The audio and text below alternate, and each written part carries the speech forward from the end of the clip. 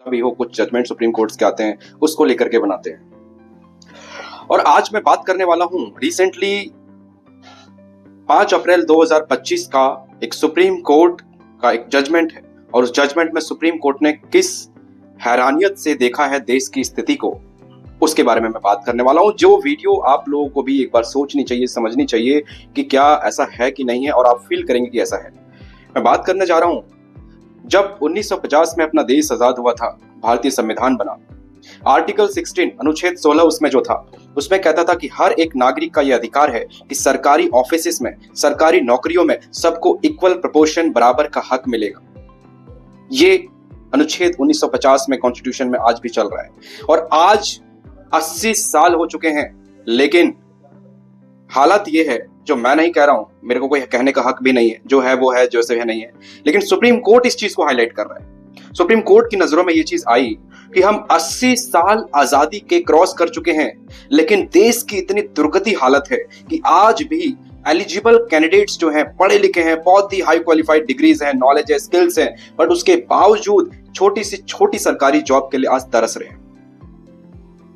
आपको तो मालूम ही है, अभी जो वैकेंसी ग्रुप डी की है, इसमें 32,000 वैकेंसी है, लेकिन फॉर्म भरने वाले पीएचडी, एमएचडी और क्या क्या हायर क्वालिफाइड लोग इसमें फॉर्म भर रहे हैं। और जिस वजह से ट्राइब्यूनल ने भी एक चीज कही थी, आपने सुनी होगी, कि अब तो सभी लोग फॉर्म भरेंगे, जो अमेरिका से भी आए हैं, जो इंजीनियर्स हैं, सब लोग। और सुप्रीम कोर्ट ने यह भी ऑब्जर्व किया है कि देश में सरकारी नौकरी पाने की जो लोगों की भूख है, और जो डिजर्विंग कैंडिडेट्स हैं, उसको भी नहीं मिल रही है। और सरकार का ये फेलियर है, भारत सरकार का ये फेलियर है कि ऐसे पढ़े पढ़े क्वालिफाइड लोग, वेल क्वालिफाइड लोग आज मजबूर हैं गंदी से गंदी हालात में अपनी जिंदगी जीने के लिए। ये सुप्रीम कोर्ट के वर्ड्स हैं, और अब मैं बताना चाहता हूं कि ये केस क्या था और सुप्रीम कोर्ट ने ये बात क्यों सुनवाई के दौरान कही। देखिए, बिहार में बिहार चौकीदारी अमेंडमेंट रूल्स 2014 एक 2014 में एक रूल था, अमेंड किया गया था।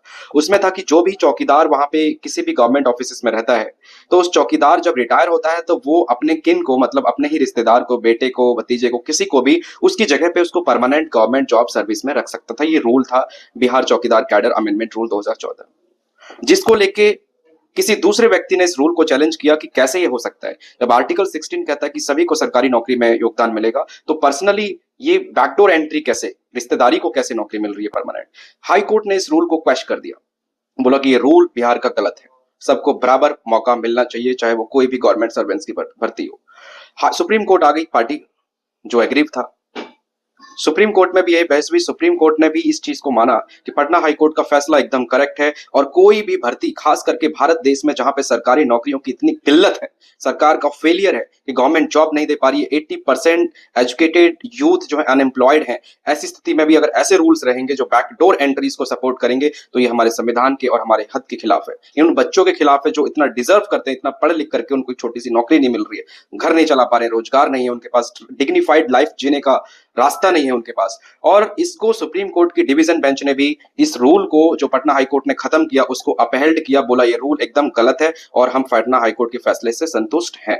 तो समझिए, ये सुप्रीम कोर्ट को कहना पड़ रहा है, क्या स्थिति है हमारे देश में।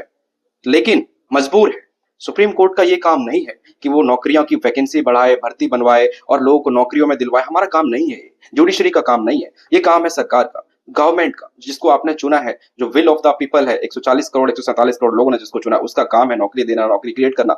हमारा काम है एज अ जुडिशरी सिर्फ देखना कि रूल्स क्या बने हैं और रूल्स में गलतियां क्या है। इसी वजह से सुप्रीम कोर्ट ने कमेंट तो किया कि देश की ये हालत है, 80 साल हो गए हैं, लेकिन छोटी से छोटी नौकरियां नहीं है सरकारी, देश में इस तरह की हालत है, लेकिन कर नहीं सकते। हम सरकार को नहीं दे सकते हैं आदेश कि आपको अपॉइंटमेंट करानी है, नौकरी देनी है। ये काम लेजिस्लेचर का है, एग्जीक्यूटिव का है। इसीलिए साथियों, वही मैं बोलना चाहता हूं कि चीजों को देखिए। ये जजमेंट्स का नाम मैं बता देता हूं इस केस का, बिहार राज्य दफादार चौकीदार panchayat Magadh division versus state of Bihar and others, ये केस का नाम है आपका, ठीक है।